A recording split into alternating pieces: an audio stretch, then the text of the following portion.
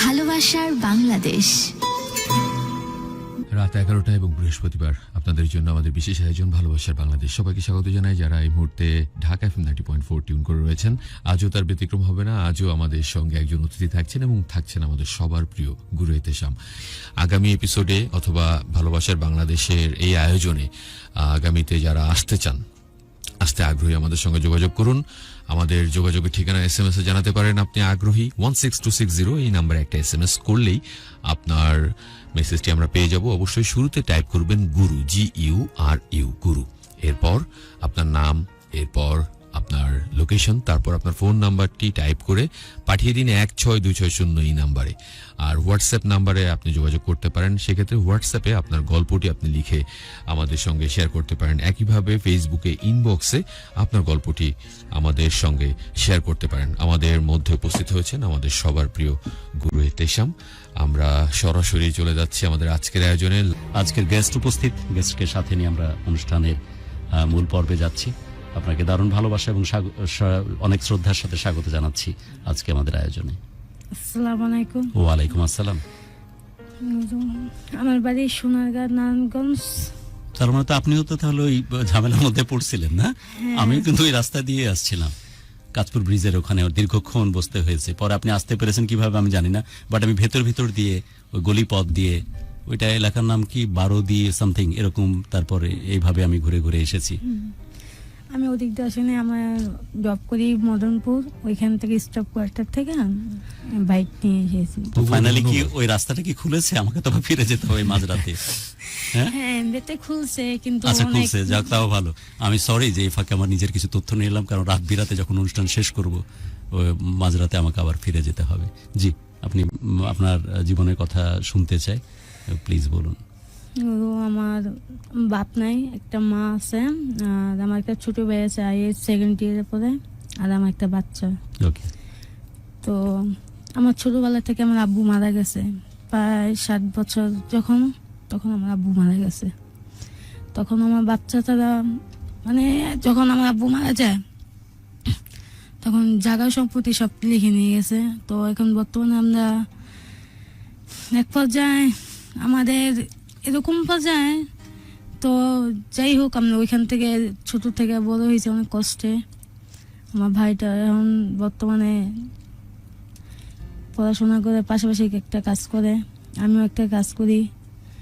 অনেক আপনার কি নাম বললেন? আমার নাম আরিফা। ওকে আরিফা, আপনার সাথে কথা বলতে থাকবো। আমি আরিফাকে জুয়েলকে অনুরোধ করবো। জুয়েল, টেকনোলজিক্যালি তো তুমি অনেক বেশি সাউন্ড। আরিফা বলছিলেন আপনার জীবনের কথা। যখন আমার আব্বু মারা যায় তখন আমাদের অনেক মোটামুটি খুব সুন্দরই চলতেছিল। তখন আমার বড় চাচা চালাকি করে, মানে অনেক, আমার মা তখন বুঝতো না, তখন পড়াশোনা করে নেই, অনেক ছোট থেকে বিয়ে দিচ্ছে আমার আম্মুরে। তখন জায়গা সম্পত্তি আমার চাচা লিখে নেয় আমার মার থেকে, অনেক কিছু। বাবা তো আর্লি এজে মারা গেছে, মারা যাওয়ার পরে জায়গা সম্পত্তি সব লিখে নেয়। জি।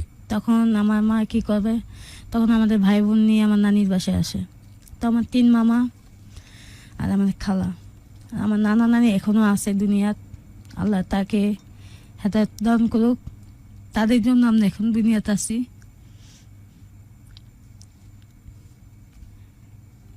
এক পর্যায়ে যখন আমার মামা যখন বিয়ে করলেন তখন আমাদের ঠিক মতন খাইতে দিত না। আর তখন আমরা অনেক ছোট ছিলাম, তখন আমাদের কি খাওয়াবে, তো মা কাজ করতে পারতো না, কারণ আমাকে কার কাছে দিয়ে যাব। এক পর্যায়ে ফ্যান খেয়ে ছোট থেকে বড় হয়েছি। মানে ভাতের ফ্যান বা মার যেটাকে বলি, সেটাই ছিল খাবারের একমাত্র অস্ত্র। আচ্ছা। তো আমার আম্মা বাসা কাজ তো কাজই, কাজ তো কোনো ছোট না, বাসা বাড়ি কাজ করে অনেক কষ্ট করে আমার বড় কাছে।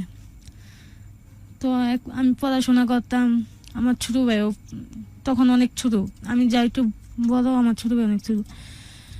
পড়াশোনা করতে তখন আমার যখন 12 বছর হয়,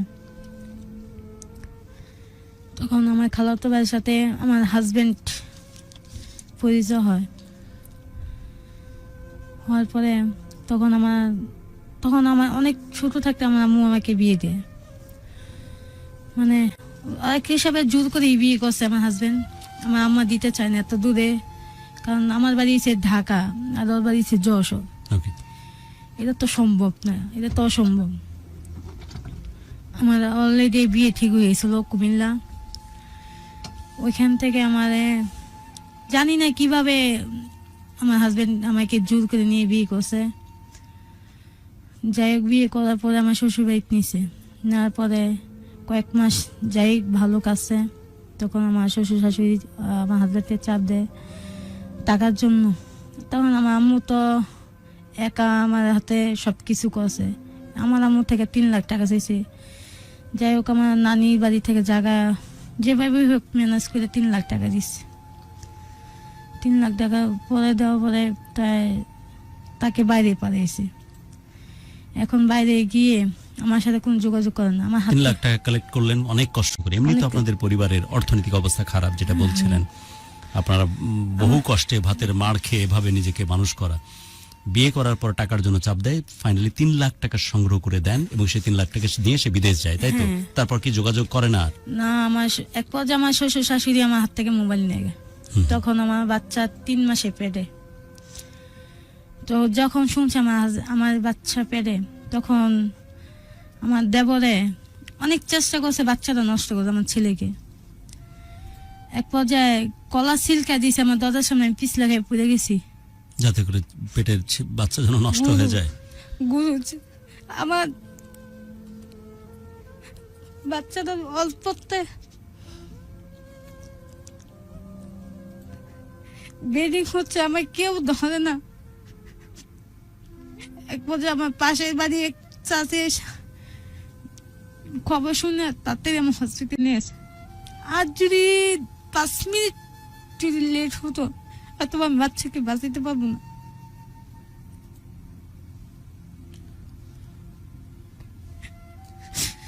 আমি যে যোগাযোগ করবো আমার ফ্যামিলি কাছে, সেও আমার কাছে ছিল না, আমার ফোন ছিল না। আমি কিভাবে যোগাযোগ করবো? আমার হাজবেন্ড তো বাড়ি গিয়ে আমার সাথে যোগাযোগ করে না, আমার ওইখানে কেউ নেই।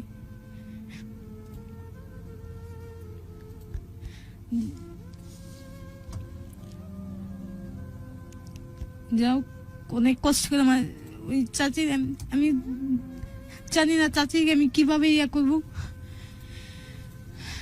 তো ওই চাচির টাকা দিয়ে অনেক ডাক্তার কাছে নিয়ে সুস্থ সাবিত করছে। তারপর আমার শাশুড়ি দুধের সাথে ওষুধ মিশিয়েছে আমার বাচ্চা নষ্ট করার জন্য। বলতেছে আমি তখন দেখি নেই, ইয়ার আগে বলছে যে তুই যদি ভালো থাকতে চাস তারও টাকা দেয়, কিভাবে দিবি আর কোথা থেকে এনে দিবি তোর ব্যাপার। আবার টাকার জন্য চাপ হ্যাঁ, দিচ্ছে। টাকা এই ফাঁকে না- একটু বলে রাখি আমার ভিউয়ার্স এবং যারা লিসেনার্স আছেন, যে এটি একটি প্ল্যাটফর্ম যেখানে সাধারণ থেকে সাধারণ মানুষ আমরা রিপ্রেজেন্ট করি। বিশ্বাস করুন যে আরিফ আমাদের সামনে কথা বলছে, সে আরিফা কিন্তু কোনো গ্ল্যামার বা কোনো সেলিব্রিটি জগতের কেউ না। সে খুব মিষ্টি করে কথা বলতে পারবে এমন ভাববার কোনো কারণ নাই। সে যে খুব গ্ল্যামারাস দেখতে কেউ, এমনও ভাববার কোনো কারণ নাই। কিন্তু মানুষ, যে মানুষ সৃষ্টির সেরা জীব, যে মানুষকে অনেক বেশি ব্লেসড করে পৃথিবীতে স্রষ্টা পাঠিয়েছেন, আমার কাছে তো মনে হয় যে আরিফা কোনো অংশেই কম না আগের, মানে এক্স যে ফার্স্ট লেডি আমেরিকার মিশেল ওবামা অথবা অফরা উইনফ্রের মতো এরকম উপস্থাপক, এদের চাইতেও কোনো অংশে কম না আরিফা। কারণ দিন শেষে তিনি তাদের মতোই একজন মানুষ এবং খুব সাধারণ মানুষ। এই মানুষগুলোর জন্যই আমাদের ভালোবাসার বাংলাদেশ, ঢাকা FM 90.4, যেখানে সাধারণ মানুষকে অসাধারণত্বে নিয়ে আসার এই গল্পটা বলি, যেখানে আমরা সাধারণ মানুষের জয়গান করি। কারণ এই সব তেলে মাথায় তেল দেওয়ার সেলিব্রিটিদেরকে মাথায় নিয়ে নাচার বহু লোক আছে পৃথিবীতে, আমরা শুধুই সাধারণের কথা বলি। তাই ভাববার কোনো কারণ নাই যে তার কথা, তার বাচনভঙ্গি, তার টোনালিটি, তার উচ্চারণ অনেক বেশি পারফেক্ট হতে হবে, অনেক সুন্দর হতে হবে। বাট দিন শেষে সেই সবচেয়ে সুন্দর। কারণ আরেকটা আরিফা খুঁজে দেন তো আপনারা, যে আরিফার মতো আরেকটা আরিফা আছে পৃথিবীতে? কোনোদিনই খুঁজে পাবেন না। আরিফার ছায়া পর্যন্ত মিলবে না আরেকজন মানুষের সাথে। আরিফা ইউনিক, আরিফা নিজের জায়গাতে সত্যি অন্যরকম, অনন্য, সাধারণ। আরিফা বলছিলেন আবার টাকার জন্য চাপ দিচ্ছে, তারপর? হ্যাঁ, টাকার জন্য চাপ দিচ্ছে। তো আমি কি দেখেন, আমার আম্মু তো এখন দিতে পারবে না। আর আমার আম্মু কিভাবে দিবে? আমার একটা ছোট ভাই আছে, সে পড়াশোনা করতেছে। এখন আমার আম্মুরই অনেক কষ্ট হয়, কিভাবে দিব কয় আমি জানি না। এই কয়টা বাচ্চা নষ্ট করো, আমি কি আমার পক্ষে সম্ভব না এটা করা। আমি তো এটা আমি ইচ্ছা করে তো নিইনি, এটা আমার আল্লাহ দিছে, এবার আপনার সন্তান দিছে, এটা তো আমি কিভাবে আমি ইয়ে করব। যাই হোক এই দিক করে আমি রুমে গেছি।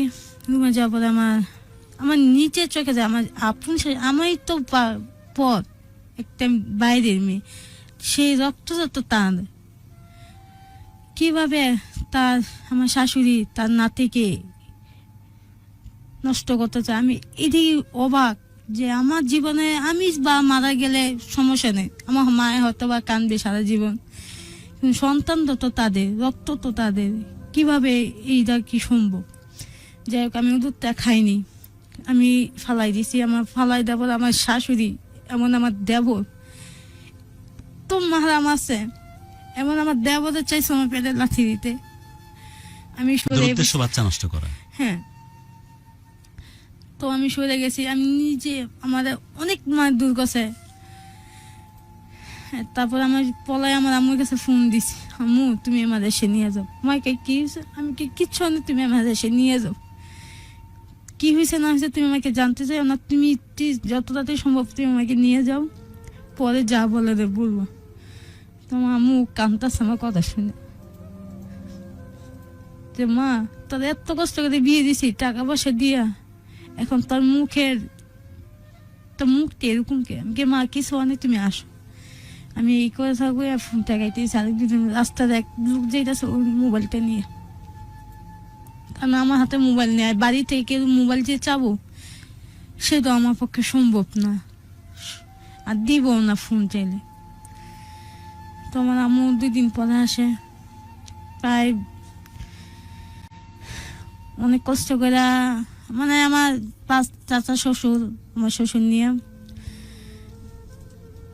তো আমার আসলো খরচপাতি করে, আসে আমাকে আমার আম্মুরা যখন বাড়িতে পালাইছে তখন বলছে টাকা নিয়ে এসছেন আপনি, মেয়ে টাকার কথা বলে নেই। একবার তো 3 লাখ নিয়েছে, যেটা নিয়ে ছেলে বিদেশ, আপনার স্বামী বিদেশ গেছে, আবারও টাকার জন্য একই চাপ, আর ওইদিকে বাচ্চা নষ্ট করার জন্য প্রেশার। তো আমার আম্মু বললো যে টাকা তো দিছি, আর কিসের টাকা, টাকা লাগবে তো। আমার আম্মু বলছে যে এখন তো আমি টাকা দিতে পারবো না, দিল আমি পরে চেষ্টা করব। তো আমি এসে কই কি ঠিক আছে, আপনি মেয়ে আপনি নিয়ে যান, আপনি মেয়ে আমি এখানে রাখতে পারবো না, কারণ আপনার মেয়ে এখন বাচ্চা হবে, এর খরচপাতি তার আমি দিতে পারবো না। আমার আম্মু যখন বলছে যে কেন দিতে পারবো না, আমি তো টাকা দিয়েছি, এমন তো না টাকা দেইনি, আমার মেয়ে তো আমি ইচ্ছা করে তো আমি দিইনি, আমার জোর করে নিয়েছি এক পর্যায়ে। যাই হোক এখন তো আমার হাজবেন্ড নামে ইনুস, ঠিক আছে, তো ইনুসের তো সাথে দেন আমি যোগাযোগ করি, না যোগাযোগ করা যাবে, অর্থাৎ দেশের বাইরে আছে ইউনুস। হ্যাঁ দেশের বাইরেই আছে ইউনুস, কোনো রকমের যোগাযোগ কোনো কিচ্ছু না। কতদিন গেছে এর মধ্যে? গেছে যখন আমার ছেলে 3 মাস পেটে তখন গেছে। তারপরে আপনারা যে যোগাযোগ করছেন কত বছর গেছে, এর মধ্যে পার হয়েছে কত সময়? প্রায় আমার ছেলে এখন বর্তমানে 10 বছর। এর মধ্যে যোগাযোগ, এর মধ্যে মাঝখানে একটু ফোন দেয়, বাংলাদেশ এসে বিয়ে করছে গুরু, বাংলাদেশে এসে বিয়ে করছে, আপনাদের সাথে যোগাযোগ করেনি? না গুরু, আমি ভুল করছি, অনেক কিছু আমার সন্তানরা তো ভুল করে দেয়। বাচ্চার মুখও দেখেনি নাকি 10 বছরে? না গুরু, আমার বাচ্চার সাথে আমার বাচ্চা স্কুলে গেলে যদি কেউ জিজ্ঞাসা করে আমার ছেলের নাম আব্দুল্লাহ, বলে আব্দুল্লাহ তোমার আব্বু কই। গুরু আমাদের সোনারগাঁ এমপি খুকা যখন ক্লাস 1 থেকে 2 পুরস্কার পেয়েছে, তখন খুকা এমপি পুরস্কার দিছে। যখন বলছে এমপি স্যার যে আব্দুল্লাহ তোমার আব্বু কি, গুরু তখন আমার ছেলে বলছে আমার মুখে দিকে গুরু আমার আব্বু মারা গেছে।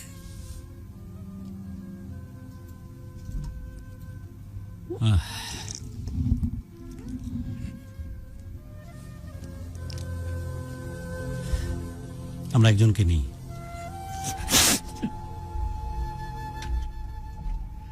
আমরা গল্পের মাঝখানে রয়েছি। প্রিয় শ্রোতা, আপনাদের যারা আগ্রহী তাদের বেশিরভাগ বন্ধুদেরকে মেসেঞ্জারে যারা নক দিয়েছেন, হোয়াটসঅ্যাপে যারা নক দিয়েছেন, একটি লিঙ্ক পাঠিয়েছি।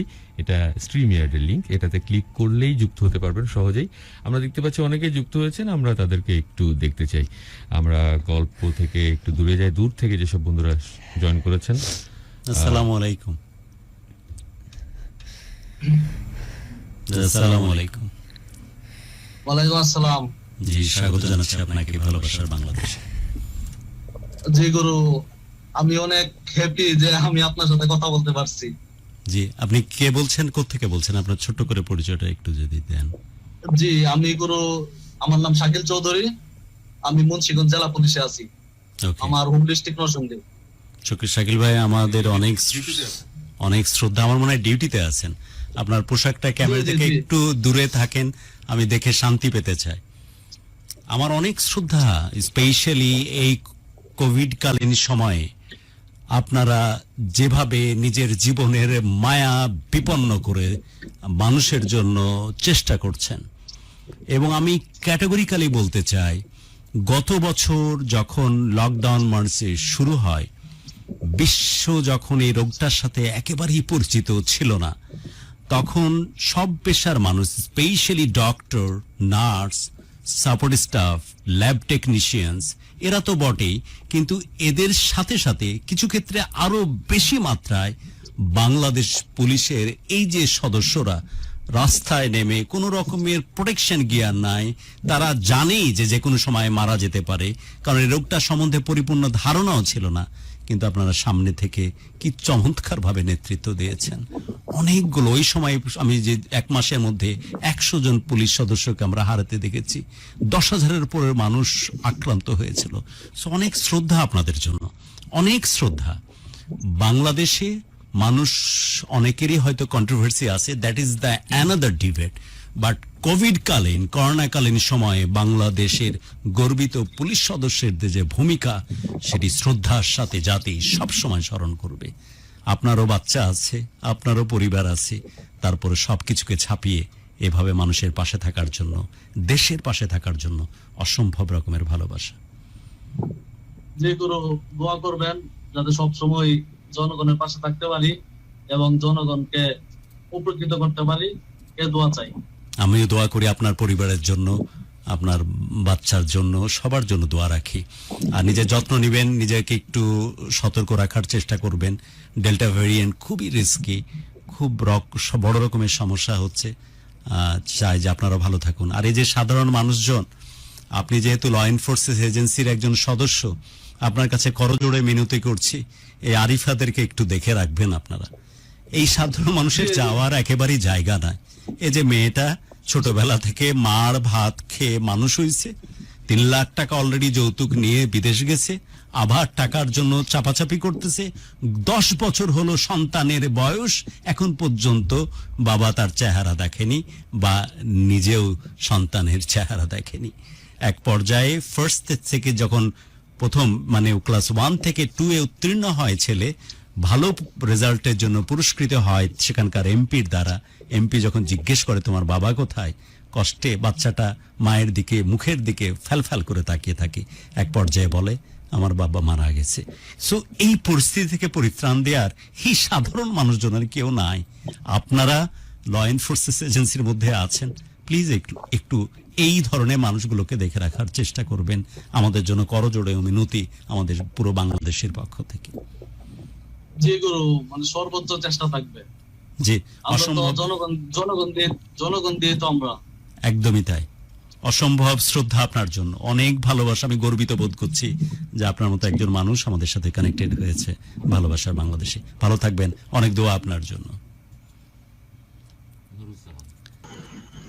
ওকে, আমরা আরেকজন অতিথির কাছে যাচ্ছি। নুরুজ্জামান, কোত্থেকে বলছেন? গুরু আসসালামু আলাইকুম। ওয়ালাইকুম আসসালাম। নুরুজ্জামান, কোত্থেকে বলছেন? গুরু, আমি গাজীপুর থেকে। জি, নুরুজ্জামান ভাই কেমন আছেন? এই তো গুরু, আলহামদুলিল্লাহ ভালো। গুরু, আপনি ভালো আছেন? হ্যাঁ নুরুজ্জামান ভাই, ভালো আছি। কিন্তু আজ যে আমাদের অতিথিকে সাথে নিয়ে বসেছি, আমার কাছে মনে হয় যে আপনাদেরও মতামত খুব প্রয়োজন। অনুষ্ঠান রিলেটেড বা গেস্ট রিলেটেড যদি কিছু বলার থাকে। এই মেয়েটি স্টার্টিং এ বলছিল যে মার ভাত এসব খেয়ে কোনো রকমের দিন গুজরান করে বড় হয়েছে। একজন মানুষ জোর করে তাকে বৈবাহিক সম্পর্কের দিকে নিয়ে যায়, ফাইনালি বিয়ে হয়, কিন্তু বিয়ে হওয়ার 3 মাসের মাথায় চাপ দিয়ে ওদের কাছে 3 লক্ষ টাকা নিয়ে চলে যায় দেশের বাইরে, দিয়ে তার নিজের জীবন সুন্দর গুছিয়ে নিয়েছে এবং তার ঔরসজাত সন্তান 3 মাসের সন্তান রেখে আজ 10 বছর হতে চললো তার সন্তানের বয়স, একটা বার ঘুরেও তাকায় না। ইভেন বিদেশ থেকে ফিরে এসে সে আরেকটি বিয়ে করেছে এবং দিব্যি তার মতো করে জীবন অতিবাহিত করছে। নুরুজ্জামান ভাই, এই মানুষগুলোকে আমরা নিয়ে আসি ঢাকা FM 90.4 ভালোবাসার বাংলাদেশে। আমরা সেলিব্রিটি বা আমরা ওইসব মাস্তি টাইপ প্রোগ্রাম করি না, এই সাধারণ মানুষের গল্প বলি এখানে। এটা কি আপনি ভালো লাগে, ভালো চোখে দেখেন, নাকি আপনার পক্ষ থেকে কোনো বলার আছে কিছু? জি গুরু, আমি প্রথম থেকে শুনতেছি, আসলে খুবই বেদনাদায়ক। সে মদনপুর থাকে, আমিও কাজ করে অনেকদিন, দীর্ঘ 7 বছর ওই জায়গায় থাকছি। শুনে খুবই কষ্ট লাগতেছে গুরু। বাকিটা দেখি কোন হ্যাঁ, দিকে যায়। কিন্তু এই যে আমরা এই ধরনের আপনাকে এই ধরনের উদ্যোগ যে আমরা নিই নুরুজ্জামান ভাই, আমরা ওই মাস্তি টাইপ প্রোগ্রাম করি না, ওই টাইপ কিছু না, সাধারণ মানুষকে নিয়ে এসে রিপ্রেজেন্ট করি। এটা কি ভালো চোখে দেখেন আপনারা? আপনাদের কাছে কি ভালো লাগে? জি গুরু, আমি দীর্ঘ প্রায় 9 বছর 8-9 বছর যাবত আপনাকে শুনি। মাঝখানে কিছুদিন আপনি ছিলেন না, খুবই মিস করছি সেই টাইম গুলোতে আপনার, কিন্তু গত 2-3 মাস যাবত আপনাকে শুনতে পারতেছি, এই জন্য গুরু খুবই ভালো লাগতেছে। অনেক ভালোবাসা নুরুজ্জামান ভাই। গত সপ্তাহ যে আমাদের স্টুডিওতে বনি ভাই আসছিল, তার জি। কাহিনীটা খুবই কষ্ট লাগছে আসলে। জি, এইভাবে আপনাদেরকে আমি কানেক্টেড। আপনার সাথে কথা বলতে পেরে, জি গুরু, আপনার সাথে কথা বলতে পেরে খুবই ভালো লাগতেছে। আশা করি পরবর্তীতে আমরা আরো ভালোই শুনতে পারবো। একদম তাই নুরুজ্জামান ভাই, আমি চিন্তা করেছি ভালোবাসার বাংলাদেশ, এই ঢাকা FM 90.4 এটা একটা কমিউনিটির মতো। আমি একা কেউ না, জুয়েল কেউ না, আমরা সবাই মিলে এই মানুষগুলোর পাশে কিভাবে দাঁড়ানো যায় তার চেষ্টা করছি। সে কারণে আমার প্ল্যান থাকবে প্রতি প্রোগ্রামে কিছু কিছু আপনাদেরকে আমি যেন কানেক্ট করতে পারি, এবং আপনারাও বক্তব্য দিবেন, মন্তব্য দিবেন, সমালোচনা করার থাকলে সমালোচনা করবেন, যাতে করে আমরা সবাই মিলে একসাথে এগিয়ে যেতে পারি আরিফাদের ভালো থাকার জন্য। ওকে নুরুজ্জামান ভাই, ভালো থাকবেন, অনেক ভালোবাসা আপনার জন্য। আসসালামু আলাইকুম। ওকে, আমরা কথা বলছিলাম নুরুজ্জামান ভাইয়ের সাথে, আমরা যাচ্ছি আরিফার কাছে। আরিফা বলছিলেন 10 বছর পর ফাইনালি ফিরে আসছে, কিন্তু ফিরে এসে সে বিয়ে করেছে আরেকজনকে, এবং বাচ্চার সাথেও দেখা করার প্রয়োজন মনে করেনি, এবং আপনার সাথে তো যোগাযোগ রাখেইনি মোটামুটি। তারপর যখন আমার আম্মু আমাকে নিয়েছে, তখন আবার আমার যখন বাচ্চা হওয়ার পরে 7 মাস পরে আমি বলতেছে আমার হাজবেন্ড যে ঠিক আছে, যখন বাচ্চা হয়েই গেছে তো তুমি তোমার আম্মুর থেকে কিছু টাকা নিয়ে আবার টাকা, হ্যাঁ, বাড়িতে আসো। তখন এত ভালো করে মিষ্টি করে কথা বলছে। আমার শাশুড়ি আমাকে ফোন দিছে যে নাতি হয়েছে, বংশের একটা হয়েছে, তো ঠিক আছে আসো, তোমার আম্মু থেকে ঘর তো নাই, তোমার দেবরে ঘর তুলছে, তো তুমি একটা ঘর উঠাও।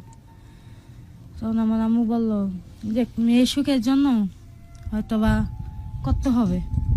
আবার টাকা দিবে। হ্যাঁ, আপনাদের তো সেই বাড়ন্ত টাকা নাই, অনেক কষ্ট করে অনেক কাহিনী করে এই টাকাগুলো কালেক্ট করতে হয়। তারপর আমার আম্মু এক পর্যায়ে 1 লাখ টাকা একটা কিস্তি তুলে। ও, এগুলো সব কিস্তিতে নেন? হ্যাঁ, আচ্ছা।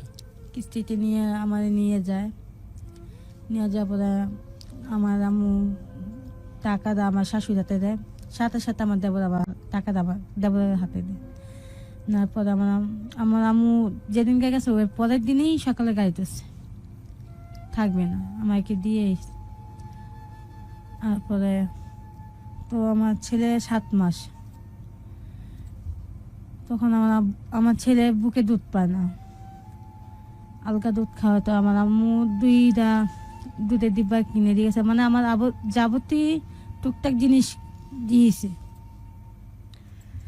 তারপরে কয়েকদিন গেল ভালো, টাকা নিয়ে কি করছে তাদের বলতে পারবো।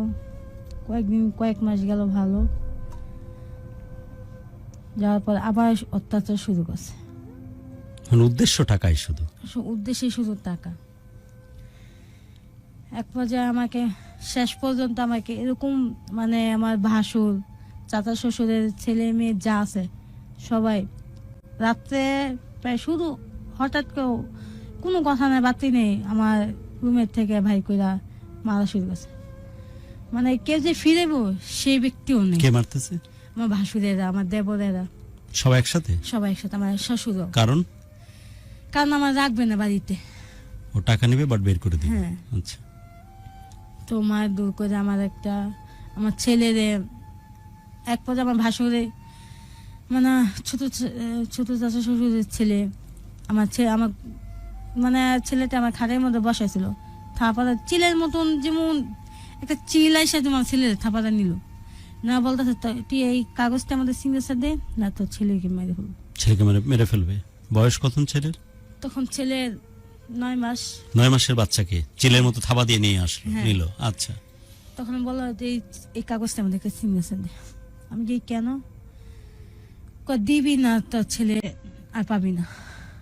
তখন অনেক মায়ের দূর খাইছি। এখন যদি আমার ছেলেকে যদি না পাই তা তো আর কোনো এত ঝড় তুফান গিয়ে যাওয়ার পরে যদি আমার ছেলেকে কি না রাখতে আচ্ছা, ওর পারি। হাজবেন্ডকে কি ফোনে নেওয়া যায়? একটু ব্যবস্থা করো তো।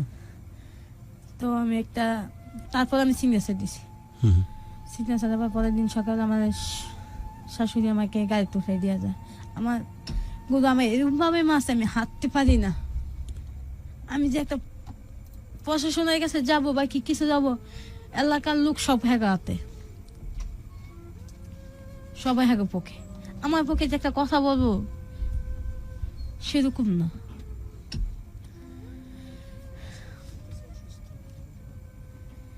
এটা কি জানানো হয়েছে? ফোন দিয়েছিলে? কি বলছে? অসুস্থ? যে নাম্বারটা দিয়েছে সেখানে তাকে কি বলা হয়েছে যে সে প্রোগ্রামে কথা বলছে?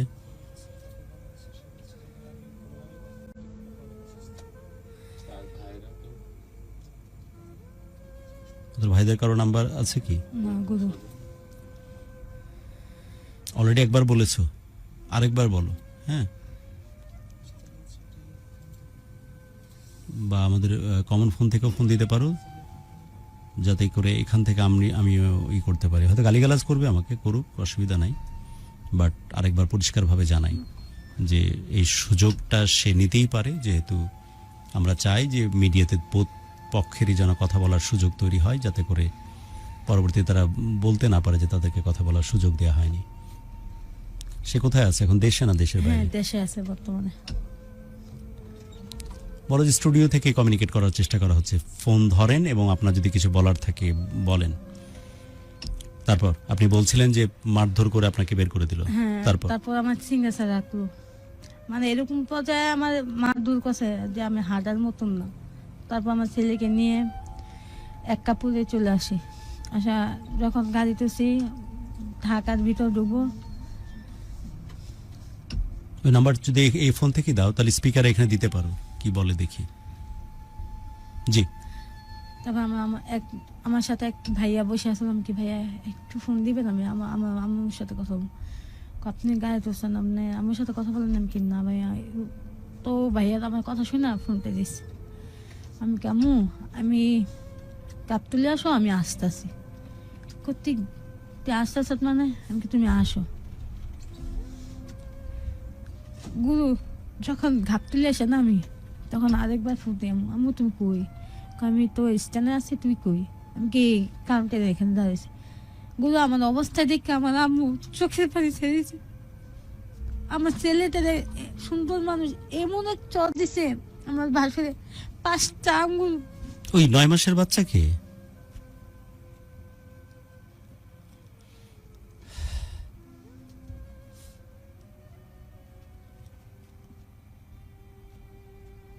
এদের জন্য কি বলার বা করার বা দেখার কেউ নাই?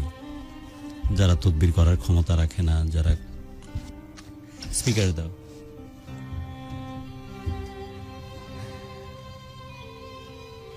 কি নাম ওর? ইউনুস।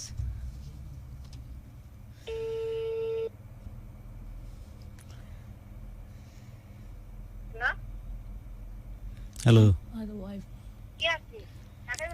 যে আমি ঢাকা FM 90.4 এখানকার একটা প্রোগ্রাম থেকে যোগাযোগ করছি আপনার সাথে। এটা হচ্ছে ন্যাশনালি গোটা পুরো সাথে, এটা হচ্ছে ন্যাশনালি গোটা পুরো বাংলাদেশ জুড়ে এই প্রোগ্রামটা হয়, যেখানে মানুষ তার জীবনের কথা বলে। আজকে যে কথা বলতে এসেছে তার নাম আরিফা। আরিফা বলছিল যে তার হাজবেন্ড প্রায় 10 বছর তার সাথে কোনো রকমের যোগাযোগ রাখে না এবং সন্তান জন্ম দেওয়ার পর মিনিমাম খোঁজ খবর তার রাখে না। যখন আমরা মিডিয়াতে কোনো কাজ করি, কোনো প্রোগ্রাম করি, তখন অধিকার রাখে যার বিরুদ্ধে কথা বলা হচ্ছে সেও যেন তার পক্ষে কথা বলতে পারে। বাই দ্য ওয়ে, আমি ফোন দিয়েছি, কিন্তু আরিফার হাজবেন্ড হিসেবে যে পরিচয় দিয়েছে আরিফা, সেই নাম্বারই তো আপনি দিয়েছেন আমাকে, না? কি নাম আপনার হাজবেন্ডের? ইউনুস। ইউনুস। হ্যাঁ। ইউনুসের জায়গায় ফোন ধরেছেন আপনি। ইনি কে? আপনি কি চিনতে পাচ্ছেন কণ্ঠস্বর? না, ইউনুসের হয়তো বা বউ। হ্যাঁ, ইউনুসের বউ মনে হয়। আপনি কি ইউনুস সাহেবের বউ বলছেন? আচ্ছা, অর্থাৎ আপনার সাথেই দ্বিতীয় বিবাহ বন্ধন আবদ্ধ হয়েছে ইউনুস, তাই তো? জি, আমি আপনাকে শুধু একটা জিনিস জানাতে চাই। জি, আমি জানি যে আপনি রাতের টাইমিং এর ব্যাপারে অনেক বেশি কনসার্ন, এবং রাত্রে কেন ফোন গেছে সেজন্য আপনি কষ্ট পেতেই পারেন বা অবজেকশন দিতে পারেন, বাট প্রোগ্রাম চলছে।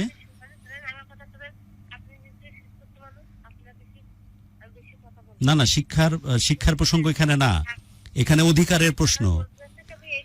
একজন তার নিজের জীবনের কথা বলতে এসেছে, আপনার বিরুদ্ধে যদি সেই কথাগুলো যায়, আপনার অধিকার আছে সেই নিয়ে কথা বলার। তো ইউনুস সাহেব যদি কথা বলতে চান তিনি কথা বলতেই পারেন, অথবা আপনি কি জানেন যে আরিফার সাথে জীবনে কি ঘটনা ঘটেছে, এই সম্বন্ধে কি আপনার কোনো ধারণা আছে কি নাই? আপনি কি চেনেন না তাকে?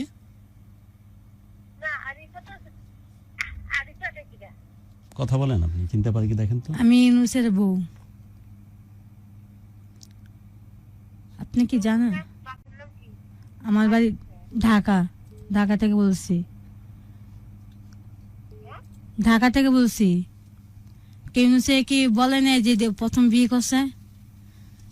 সেটা কি বলছে?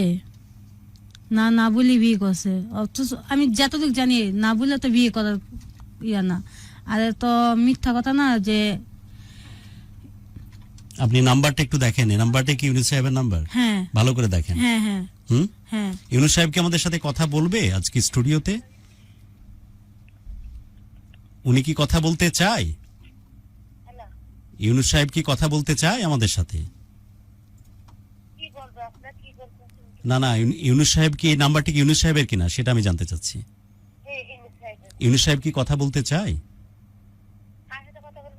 এই যে আমরা স্টুডিওতে প্রোগ্রাম করছি, আরিফা আসছে, তার সম্বন্ধে কথা বলছে, ইউনুস সাহেবের দায়িত্ব আছে বা তার অধিকার আছে আমাদের সাথে কথা বলার। উনি কি কথা বলতে চায়?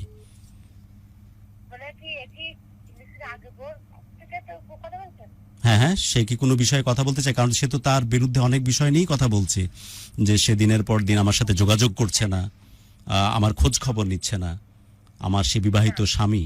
তো সে কি কথা বলতে চায় উনি, নাকি কথা বলতে চায় না? আপনার বউ যে আপনাকে অধিকার থাকে, যদি সে পথ চালাক যদি পাঠায় যায়, কি সে চলে যায় 10-15 বছর, সে তো কোন ধরনের বসাতে আসছে, কোন ধরনের আমি তো বুঝলাম না। কি কোনটা বুঝেননি আপনি? না বুঝলাম না। এই যে আরিফা কথা বলছে। হ্যাঁ, আরিফা যিনি দাবি করছেন ইউনুস সাহেবের প্রথম স্ত্রী, যিনি প্রায় 10 বছরের একটা সন্তান তার আছে। ইউনুস সাহেব 10 বছরে একটা বার তার খোঁজ নেয়নি, এবং সেই স্বামীর স্বীকৃতি ফিরে পেতে চায়। এই সব তথ্য দিয়েছে, এই কথাগুলো সঠিক না বেঠিক, ইউনুস সাহেবের প্রেক্ষিতে কিছু বলতে চাই কিনা?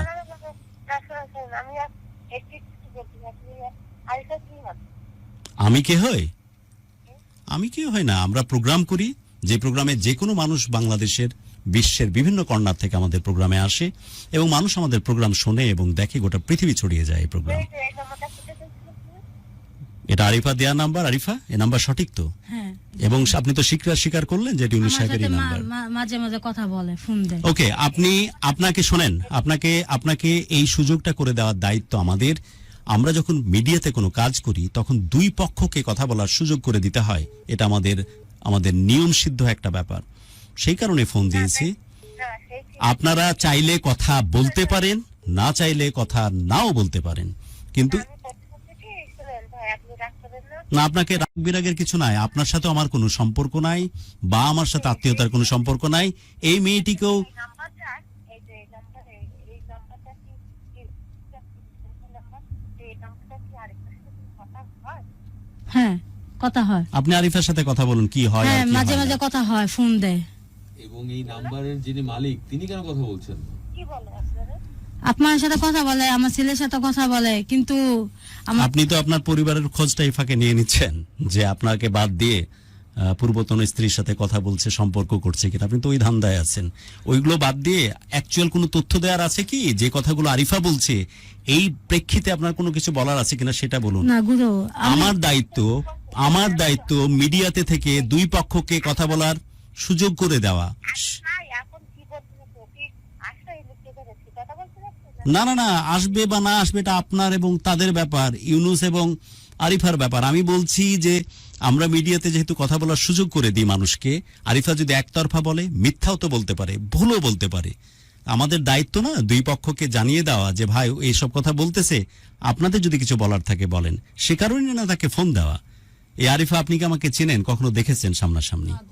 এই স্টুডিওতে আসার আগে আমাকে দেখেছেন কখনো? না গুরু। হ্যাঁ, না। আপনি আমাকে প্রোগ্রামে দেখেছেন, হ্যাঁ, রাইট? প্রোগ্রামে দেখছি। আমাকে না চিনে না জানে, না আমি আপনাকে চিনি না জানি, বাট মিডিয়াতে যারা কাজ করে এটা আমাদের দায়িত্ব। যে ব্যক্তি কথা বলছে সে সঠিক বা বেঠিক বলতে পারে, মিথ্যাও তো বলতে পারে।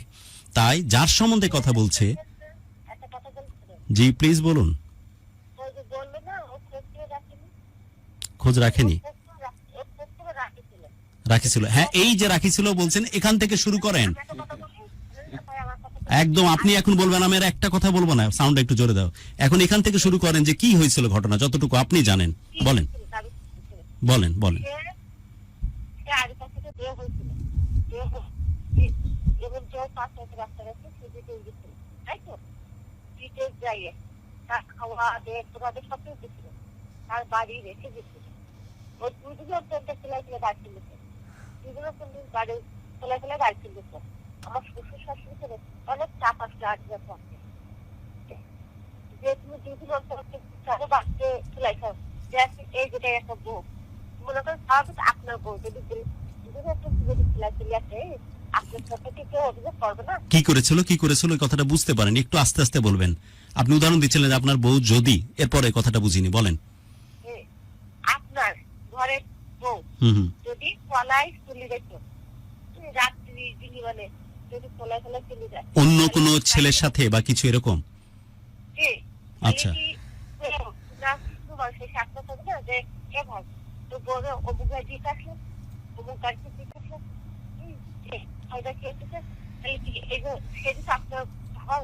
প্রশ্নই আসে না ওর সাথে সম্পর্ক রাখার। আমি পারিনি, আমি নিশ্চয়ই আপনি আপনার বাচ্চার কাছে ফোন দেবেন। একদমই তাই, আমি একমত।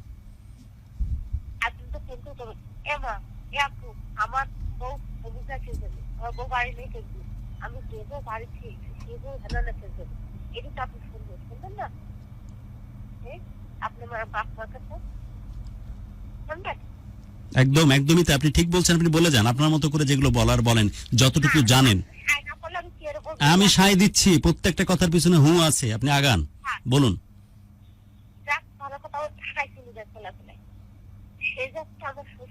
আবার কিনে যায় বেশি লাগলে ওই রাত্রে ওই দিন নেই আপনি পাটা পরিবার নেই, এটা তো অনেক পরিবার আছে, অত্যন্ত ফেলা কিনতে। এখন এরকম করতে একদিন চা খেলো, তার ব্যবসা আমার সমস্যা ঘুরে দিচ্ছে,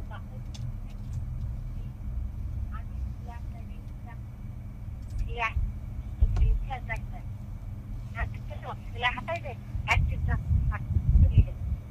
তুলে গেলে ভালো কথা, এক দুই মাস আবার আইসে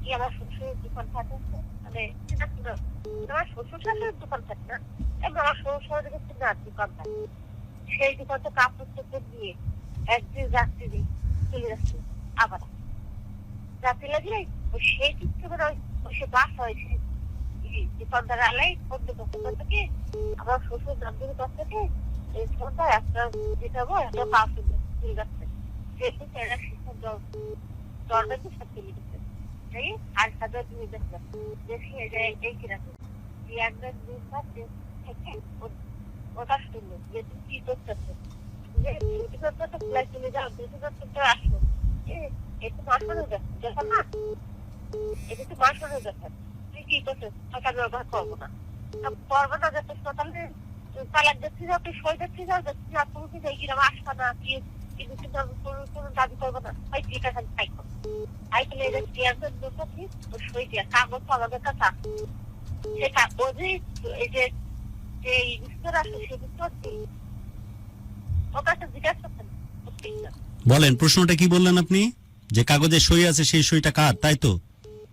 ও করিস আচ্ছা, এই সইটার পেছনের গল্পটা যেটা আরিফা বলেছে যে ওর ভাসুর এবং ওর শ্বশুর সবাই মিলে যে মারধর করেছে, ওর 9 মাসের বাচ্চাকে যেভাবে চিলের মতো ছো মেরে তুলে নিয়ে যে বলেছে যে ওকে খুন করে দেবো যদি এই কাগজে সই না করিস, এভাবে নাকি সইটা নেওয়া। আরিফা, কথা তো তাই বলেছেন? হ্যাঁ হ্যাঁ আপনি জোরে বলেন, আপনার কথা কম শোনা যায়। হ্যাঁ আপনি তো এটাই বললেন এখানে হ্যাঁ যে আপনাকে আপনার ভাসুর শ্বশুর সবাই মিলে মারধর করে। না না, আপনি তো বলবেনই আপা, আপনি বলবেনই, আপনি তো অবশ্যই আপনার কথা শোনার জন্যই তো আপনাকে ফোন দিয়েছি। একতরফা ভাবে আরিফা যেন কোনো মিথ্যা তথ্য না দিতে পারে সেজন্যই তো আপনাকে ফোন দেওয়া, তাই না? আরিফা বলেছে এই কথা।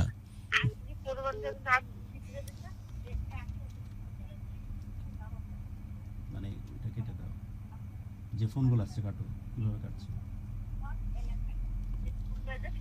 এই যে ঢাকায় যে সবাই যে ভালো তা না, আবার সবাই যে খারাপ তাও না।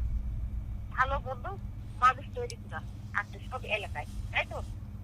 জি জি, আমি মনে করি আমার দূরে বাইরে তারাই তো সব। আমি মনে করি আগে টেবিলে দোষ, কিন্তু বাইরে দোষ বাইরে তো বাইরে 5 টাকা আমি জানিয়েছিলাম না ওই মানে আমার যে গাছ দিয়ে আছে এই গাছ তো না, এগুলো সব শুনলাম তো বিয়ে আছে, তার একটা ছেলে আছে, কি তালি করতে কি তালি উঠতে না উঠতে শুনেছি। আর এই পক্ষে আমি এরকম ঝগড়াও করি করেছি কিনা। আরিফ আপনার সাথে কি কথা হয়েছিল? আপনার পূর্বতন যার মানে আপনার সতীন হচ্ছে তাকে দিক দিয়ে ঝগড়া হয়েছিল বা কথা হয়েছিল এগুলো নিয়ে? আমাদের এই ফোন কলে যারা ফোন করছেন বিরক্ত করছেন, দয়া করে করবেন না। আপনাদেরকে আচ্ছা, আপনারা যারা ফোন দিচ্ছেন প্লিজ ফোন করুন না, কারণ আমরা একটা খুব গুরুত্বপূর্ণ কনভারসেশনের মাঝখানে আছি। আমরা কথা বলছিলাম আরিফার সাথে, এখন কথা বলছি আরিফার সতীন যার সাথে বিয়ে করেছে ইউনুস সাহেব, তার সাথে। এবং ইউনুস সাহেবকে আমরা ফোন দিয়েছিলাম, তিনি কেন ফোনে আসেননি জানি না। তার হয়ে কথা বলছেন তার এখন বর্তমান যে স্ত্রী তিনি। জি প্লিজ বলুন। এখন আমি আরিফার সাথে এরকম করি, আমি একদিন বাইরের মানুষই মানে আমি জিনিসের সাথে কথা বলি, বাইরের মানুষই আমি বলছি বুঝছি আপা কি বলে আমি কাছে কি কেমন আছে ওর কাছে ভালো, ওর সাথে আমি ভালো মন্দ করে কথা বলছি। তাহলে দেখতেছি আপনি যে কথা বলে আমি তো প্র্যাকটিস কথা বলছি ওর কাছে আমি তো তুলে প্রতিদিন ওর সাথে কথা বলতে হয়, আমার ছেলে রাখে আমার কথা হয় এরকম করতে। আমি আবার এরকম জিজ্ঞাসা করছি যে আপনি খাওয়া খাওয়া সবকিছু দেয় মানে ওকে বুঝাচ্ছি আমি তো এই কিছু গোবর না। তারপরে আমি আপা যদি আপনার যদি এখন নিয়ে আসতে যাই আপনি কি আসবেন? না না না একটু এই জায়গাতে একটু থামেন। আপনি বলেছিলেন যে খরচপাতি দেয়, ও বলেছে দেয় না। আর আপনি এটাও বলেছিলেন যে আপনাকে যদি নিয়ে আসতে চায় আপনি আসবেন কিনা, ও বলেছে আসবোই না, প্রশ্নই আসে না, তাই তো? আরিফা কি সঠিক কথা কি তাই বলেছিল? আর আপনি কি বলেছিলেন? আমি না বলছি আমি কি যাব না। আমি একটা মেয়ে হয়ে আরেকটা মেয়ের সংসার কিভাবে নষ্ট করবো? কথা বলেন আপনি। আপনার আপু যাকে আপা বলে সম্বোধন করেন তো, মানে আপনার সতীন তো না, সতীনের সাথে কথা বলেন। ফোন আমি আছে। আমি বলছি যে আমি একটা মেয়ে হয়ে আরেকটা মেয়ের সংসার তো আমি নষ্ট করতে পারি না। এখন তার কিন্তু আপনি তো মেয়ে হয়ে আরেকজন তো আপনার সংসার নষ্ট করেছে। হ্যাঁ কছে, আমার কপালে ছিল তাই কছে। কারণ আমার এখন ছেলে আছে একটা, আর বা 2টা না 3টা ছেলে মেয়ে, আমি সঠিক জানি না আর কি। তখন আমি বা গেলে হ্যাঁ গো কি অবস্থা হবে, আমি এই চিন্তা ভাবনা করি আমি কি না আমার পক্ষে সম্ভব না, সেটাই বলছি। ঠিক আছে গুরু, আপনার কিছু বলার আছে? আপনি শুনলেন উত্তরটা তার? আমি শুনে শুনে আপনার কাছে এইটুক শুনে এই জায়গাতে একটু থামেন, এই জায়গাতে অনুরোধ করছি। আপনার কাছে কি কি ধরনের অনুভূতি হচ্ছে বলেন তো? সে একটা কথা, এই কথাটাকে আপনি বিশ্বাস করেছেন তার এই কথাটা, যে আমি মেয়ে হয়ে আর একটা মেয়ের সংসার কেমনে ভাঙি, তারও তো বাচ্চা কাচ্চা হয়েছে, আমি তার সংসারটা ভাঙতে যাব না, এটা শুনে আপনার মনটা কেমন মনে হয়েছে? আমি তো এরকম কথাও বলছি যে আপনি যদি আসেন, যে আসছে কি চাইলে শুনে কে করলে চাইলে শুনি কেউ কখনো সত্যি করে আসতে চায় না। না তা চায় না। কারণ আমি কিন্তু কম দূরে একটা মেয়ে, আমি খুব পরিচিত করে একটা মেয়ে, খুব সাধারণ একটা মেয়ে, আমি কিন্তু লেখাপড়া জানি না, কিন্তু কারো মন ভাঙার মতন মেয়ে আমি না। আমি এরকম কথা বলি তখন থেকে না রাখো, আমি কোনোদিন কিন্তু সেটা যাবো না। কারণ যদি রাখো যদি না আসেন আপনি কথা বলবেন, আপনি ওকে, আপনার সাথে কথা বলে অন্তত একটা, আপনাকে অনেক ধন্যবাদ হ্যাঁ আমাদের প্রোগ্রামের পক্ষ থেকে, এবং আসলে কৃতজ্ঞতাও জানাচ্ছি একটা কারণে, যে আপনার সাথে না কথা বললে জানতে পারতাম না যে আপনি সতীন বলতে যে শব্দটা পরিচিত আছে আমাদের দেশে, এই সতীনের সংসার কেউ কারোর সাথে শেয়ার করতে চায় না, ইনফ্যাক্ট স্বামীকে তো কেউ কারোর সাথে ভাগ করতে চায় না। তারপরেও আপনি আরিফাকে বলেছিলেন যে আপনি আসেন যদি সংসার করতে চান। সমস্যা নেই, এর জন্য আপনাদের একটা ছেলে আছে, আপনার ওদিকে থাকতেই পারে। আপনি বলেছিলেন, এই যে কথাটা বললেন এটা আমরা হয়তো জানতাম না, এবং আরিফাও স্বীকার করলো যে হ্যাঁ আপনি বলেছিলেন। তার মানে আপনি আপনার জায়গা থেকে কিছুটা হলো ওই জায়গাতে মহানুভবতা। আরেকটা কথা, মানে যখন আমাকে ফোন দিছে, ঠিক আছে, এ নিয়ে বলে অনেক ঝগড়া ছিল আমার, পরের দিন আমার হাজবেন্ড। আচ্ছা, আমরা এই কথায় আসছি। আপনি এই যে কথাটা অন্তত বলেছেন, এই জায়গাতে কিছুটা হলো মহানুভবতার জায়গা আপনি দেখিয়েছেন, কিন্তু এর প্রেক্ষিতে এই মহিলা যে উত্তরটা দিয়েছে আরিফা, সেটাও কিন্তু কম গুরুত্বপূর্ণ না। সে বলেছে যে আমার সংসার ভাঙছে সতীনের কারণে, সেটা ঠিক আছে, আমি আরেকজনের সংসার কিভাবে ভাঙি?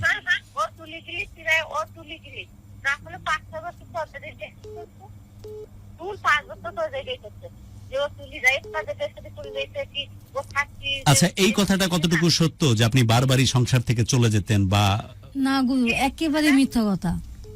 হয়তোবা আমি জানি না কি যে জন্য মিথ্যা কথা বলতেছে, কিন্তু আমার এলাকার মধ্যে মানুষ আছে, ঠিক আছে। আচ্ছা, আমরা ওই আলোচনাতে পরে যাব, বাট এতটুকু জিনিস আপনাদের দুইজনের কাছ থেকে শুনে আমার ভাল লাগতেছে। আমার সংসারের কথা বাদ দিলাম, আমার চাকরি সাহেব খুব ভালোবাসে, আমার শ্বশুর এখনো ওর ছেলে যদি থাকে, ওর ছেলে যদি আমার কাউরি এখনো পর্যন্ত থাকে। কে ভাবে? আপনার শ্বশুর এবং আপনার জামাই? আপনার শ্বশুর এবং আপনার জামাই তার ছেলের জন্য ভাবে, তাই বলতেছেন? কাঁদে?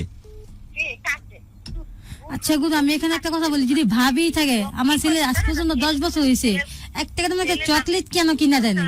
আচ্ছা, এই প্রশ্নের উত্তর দিতে পারবেন আপনি? ইউনুস সাহেব তো ফোনে আসছেন, আপনি যেহেতু উত্তর দিচ্ছেন, আজ 10 বছর হলো, একটা চকলেট কিনে দেওয়ার সুযোগ কেন হলো না ওই পরিবারের লোকের?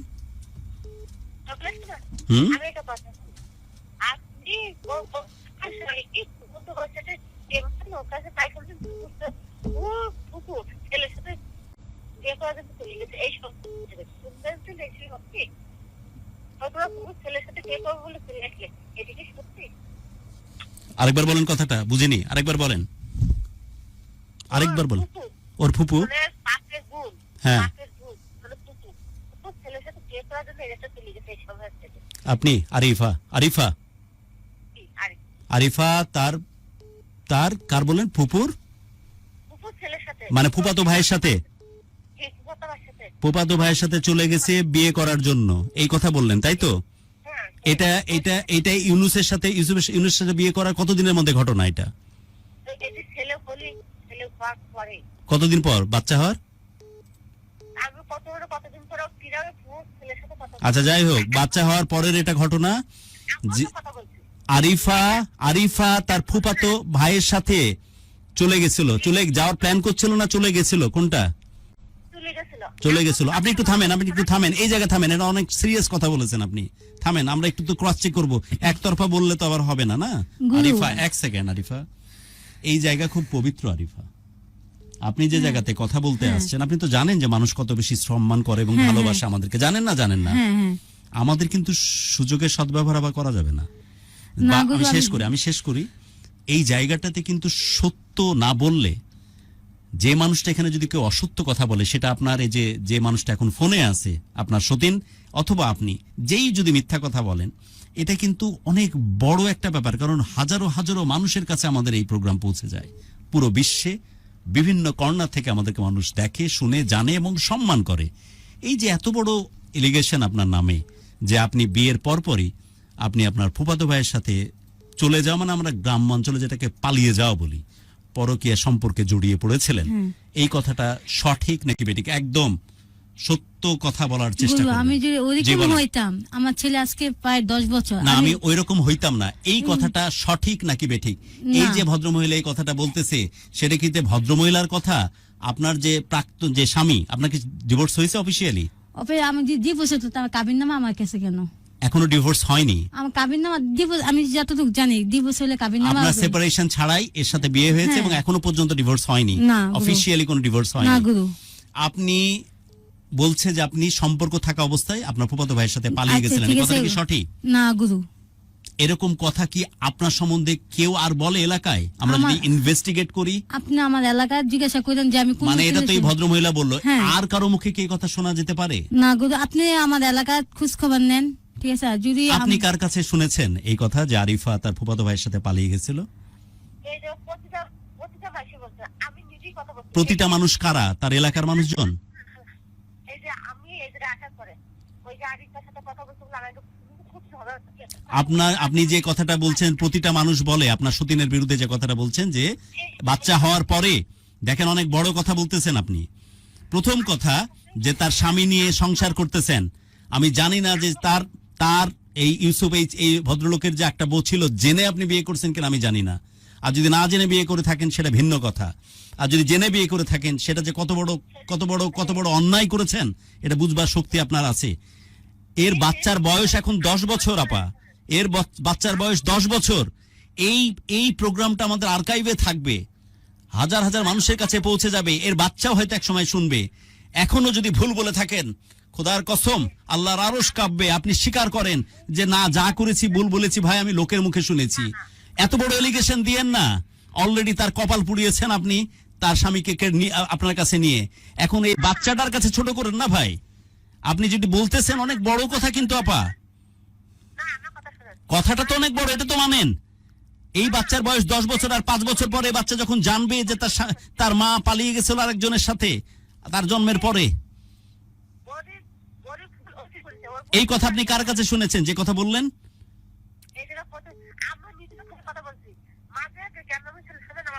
না না, আপনি এই কথার উত্তর দেন আপা। আপনি প্লিজ এই জিনিসটা আমাকে ক্লিয়ার করেন। এটা অনেক বড় কথা বলে ফেলেছেন আপা। আপনি কার কাছে শুনেছেন?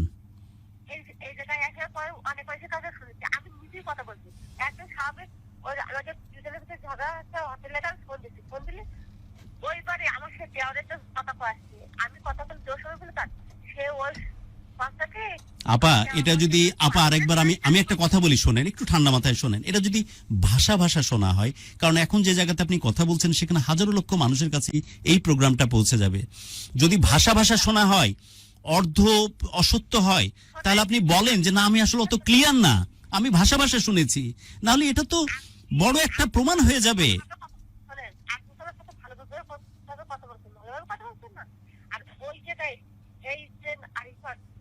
একটা লোক প্রথমে আলিফাই কথা বলছে, মানে কথা আমি শুনেছি, মানে এরা দুজন কথা বলছে, মানে ইনুস আর আরিফা কথা বলছে আমি শুনেছি।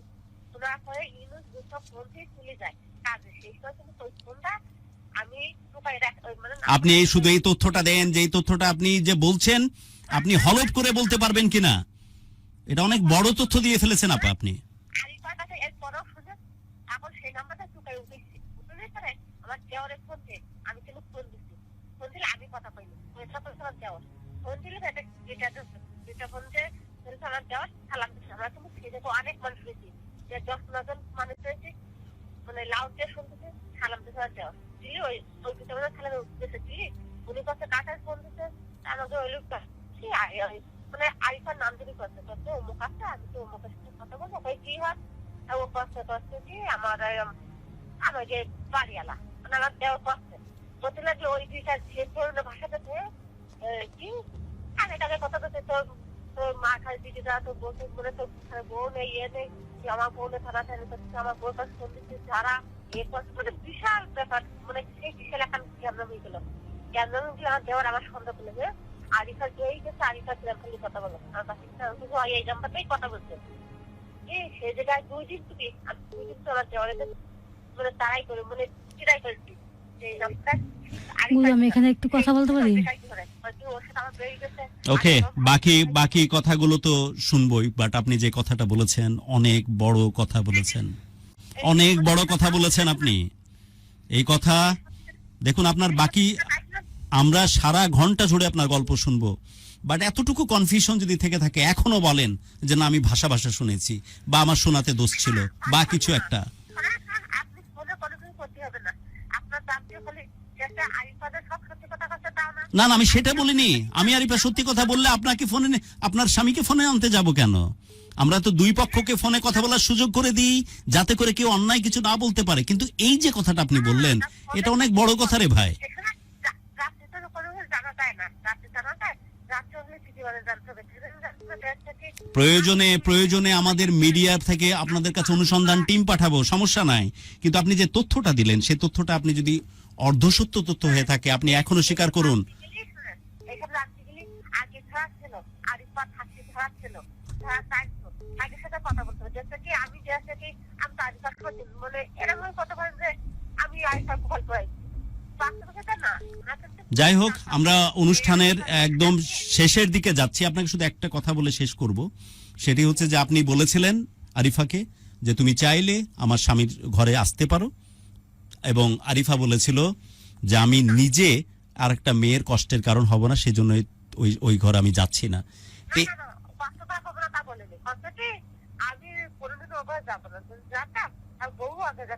না সেটা তো আপনার সামনে বলেছে, কিন্তু এখানে তো বললো যে কি কারণে আপনার ওখানে এই কথাটা বলেছে যে ঘর আরেকজন মেয়ে সংসার করতেছে, তার বাচ্চা কাচ্চা আছে, তার কষ্টের কারণ হব না।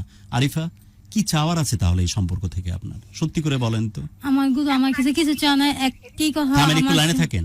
আমার সন্তানরা যে আমি যে এত কষ্ট করে কাজ করে খাওয়াইতেছি, অন্তত আমি বলতে চাচ্ছি যে আপনি যে এই প্রোগ্রামে আমাদের কাছে আসছেন, আপনি তো ওখানে সংসারের জন্য আগ্রহী না, কিছু না, তাহলে চাওয়াটা কি আপনার? চাওয়া আমার সন্তানের যাতে বলতে পারে আমার আব্বু বাচ্চা বেঁচে আছে, দুনিয়াতে আছে, আমার আব্বু দেখাশোনা করতে পারি, এরকম একটা আমি চাইতেছি। আমার দরকার নেই খোঁজ খবর, আমার ছেলেকে দেখলেই চলবে। আপনাকে একটা কথা বলবো, অনুষ্ঠান শেষের দিকে নিয়ে যাচ্ছে, একটা কথা অনুরোধ করব। আপনার না চেনা না জানা না দেখা ভাই হিসেবে একটা অনুরোধ করব আপনাকে। আপনি যখন বিবাহিত সম্পর্কে যান ইউনুস সাহেবের সাথে, ইউসুফ না ইউনুস সাহেবের সাথে বৈবাহিক সম্পর্কে যান, তখন কি জানতেন যে ইউনুস সাহেবের আগের একটা বউ আছে, তার সাথে ডিভোর্স হয়নি? জানতেন কি জানতেন না? জানতেন। আহা, ঠিক আছে, আপনি কি জানতেন কিনা আমি সেটা বলছি, আগের বউ ছিল। হ্যাঁ,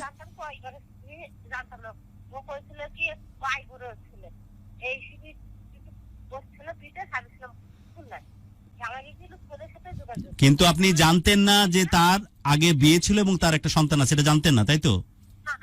আচ্ছা ঠিক আছে, এতটুকুই থাক। আমি একটা কথা বলে শেষ করব।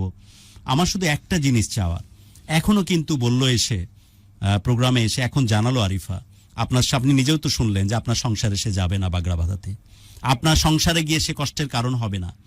কিন্তু একটা ছোট্ট উদাহরণ দিই, থামেন একটু শুনে নেন, কথা শুনতেও হয়, শুধু বলতে হয় না। তার একটা কষ্টের কথা সে বলেছে যে ওখানকার এমপি যখন প্রথম শ্রেণী থেকে দ্বিতীয় শ্রেণীতে উঠে তার বাচ্চা, তখন ফার্স্ট হওয়ার কারণে তখন ওখানকার এমপি তাকে আদর করে বলেছিল যে বাবা তোমার বাবা আসেনি সাথে। তো বাচ্চাটা এদিক ওদিক না বুঝে, ছোট বাচ্চা তো মায়ের দিকে ফ্যালফ্যাল করে তাকাচ্ছিল, এক পর্যায়ে বলছে আমার বাবা বেঁচে নাই। তো এই বাচ্চাটাকে অ্যাটলিস্ট পরিচয়টা দেয়া, আপনার জমির ভাগ খাইতেও যাবে না, এই যে অ্যাটলিস্ট নামটা দেয়া। শেষ করি আপা আমার, শেষ করি দরদের আপা, শেষ করি, অ্যাটলিস্ট নামটা দেয়া, পরিচয়টা দেয়া। এটা থেকে আপনি ছোট হয়ে যাবেন নাকি আপনার খুব ক্ষতি হয়ে যাবে নাকি? একজন আপনার তো বাচ্চা কাচ্চা আছে নাকি? বাচ্চা কাচ্চা আছে আপনার? এক ছেলে এক মেয়ে, আরেকটা বাচ্চার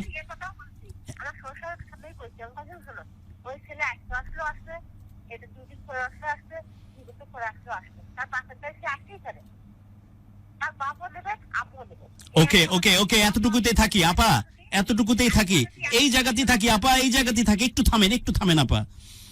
সতীন বলতে আমরা বাংলাদেশে যে পিকচারটা দেখি, সতীন মানেই হচ্ছে শত্রু, এরকমই তো বুঝি, তাই আরিফা?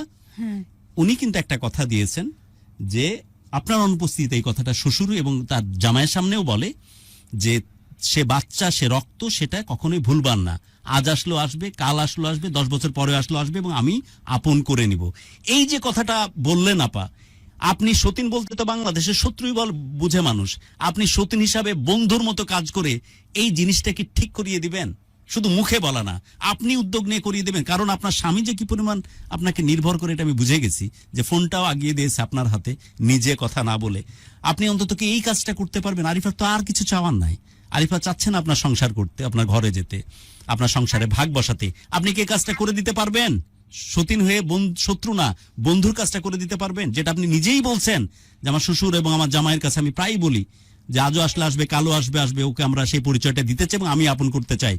বাচ্চার সাথে এই যে কানেকশন, এই যে কমিউনিকেশন, এই যে সামনে ঈদ আসতেছে, একটা একটা একটা একটা জামার একটা ছোড়া টিকরা ওটা ওর হয়ে হয়তো আপনি কিনে দিয়ে পাঠালেন, অন্তত বাচ্চার সাথে এই সম্পর্কটা থাকুক। এইটা কি করতে পারবেন? থামেন, অন্য কথা বাদ, অন্য গল্প বাদ আপা, এটা পারবেন? পারবেন কি পারবেন না এটা আপা? এই জিনিসটা কি পারবেন? যে আরিপার যে চাওয়া, আরিপার আর কিচ্ছু চাওয়া নাই, এই বাচ্চাটাকে ওর বাবার পরিচয়ে দিবে।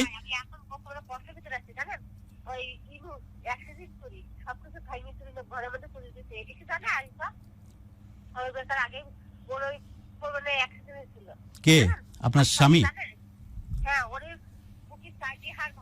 ইউসুফ ইউসুফ ইউনুস সাহেব, ইউনুস সাহেব, আপনি জানেন এটা আরিফা? না গুরু। 4 মাস?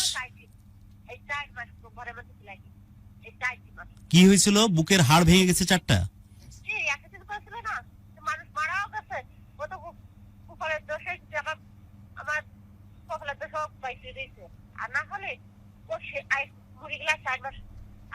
আপনি কি জানতেন আরিফা এটা? না গুরু, আমি জানতাম না।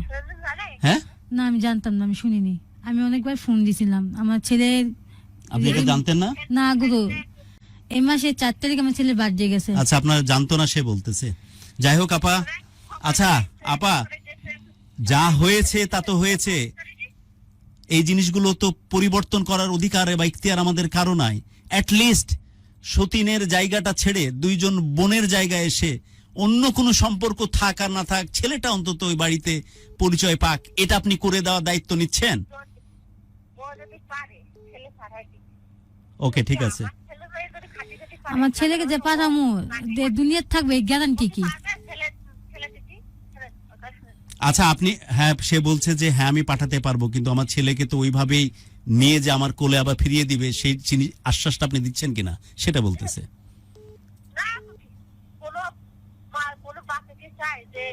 ওকে, আচ্ছা আপনি, এটাও তো সম্ভব, আপনি আপনার স্বামীকে নিয়ে যখন সে সুস্থ হবে, এটাও তো সম্ভব আরিফার সাথে এসে তার বাচ্চার সাথে, আরিফার সাথে দেখা করা দরকার না, বাচ্চার সাথে দেখা করে যাচ্ছেন, এটা তো সম্ভব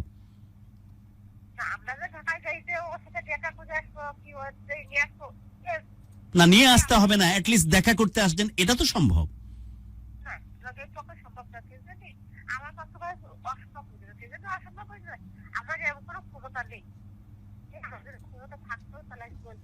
ও আচ্ছা, আপনার ওই সক্ষমতা নাই, কিন্তু আচ্ছা যাই হোক, অ্যাটলিস্ট যেহেতু উনি অসুস্থ।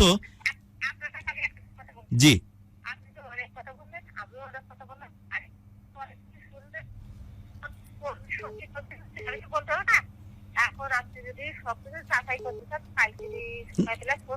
না না না, আমার যাচাই করার কিছু নাই, কারণ আমি একটা কথা বলি আপা, একটা কথা বলি, এই শেষ করতেছি আমাদের অনুষ্ঠান। আমার যাচাই করার দরকার কেন নাই আপা? আরিফা নিজেও তো চাইতে চায় না যে সংসারে সে যাবে, আপনারাও কিন্তু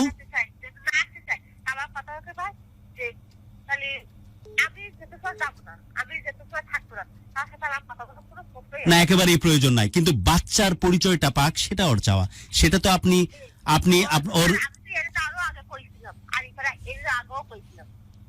আচ্ছা, এইটার ব্যবস্থা আপনি করে দিবেন তো? সেই জিনিসটা আমরা চাই আপনার কাছে। পারবেন না সেটা বলেন।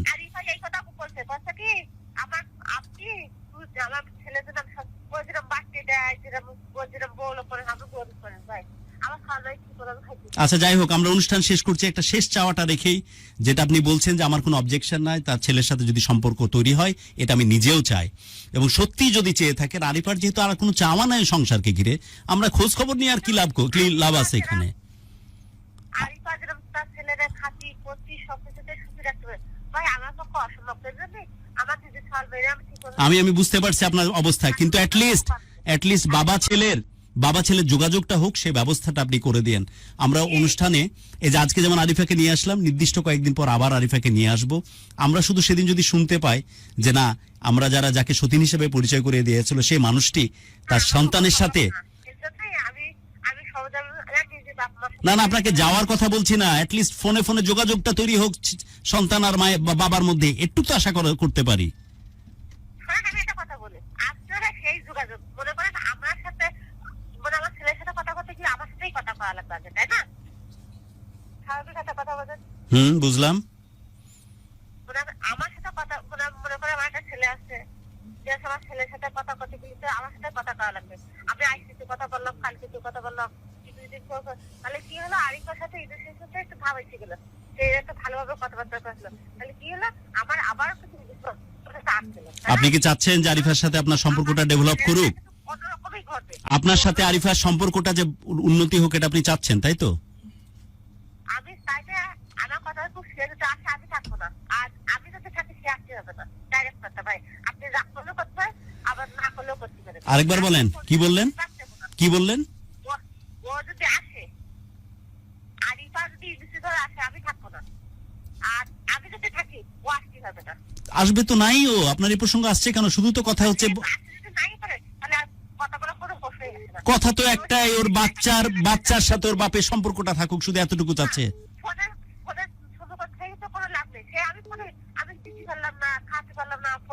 কিচ্ছু করতে হবে না আপনাকে, সম্পর্কটা কি চান না?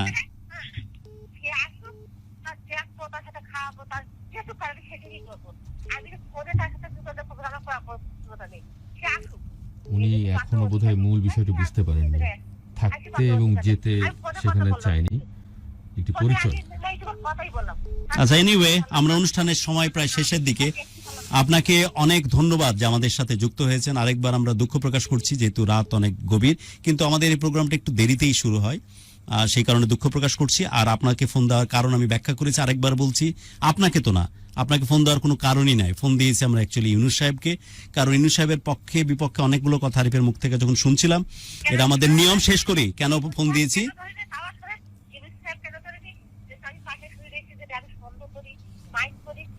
আচ্ছা যাই হোক, ইউনুস সাহেবকে বুঝিয়ে বলবেন যে আমরা কেন ফোন দিয়েছিলাম, কারণ মিডিয়ার এটা নিয়ম যে যদি আমরা কোনো প্রোগ্রাম করি, দুই পক্ষকে কথা বলার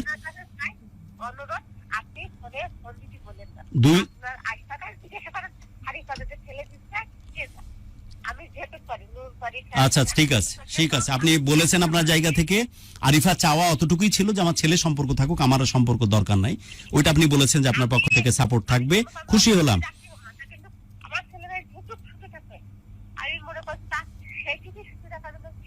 আচ্ছা, আর আপনার জন্য দোয়া করি, আপনার স্বামী সুস্থ হোক এবং সেই সাথে আপনার বাচ্চারা ভালো থাকুক।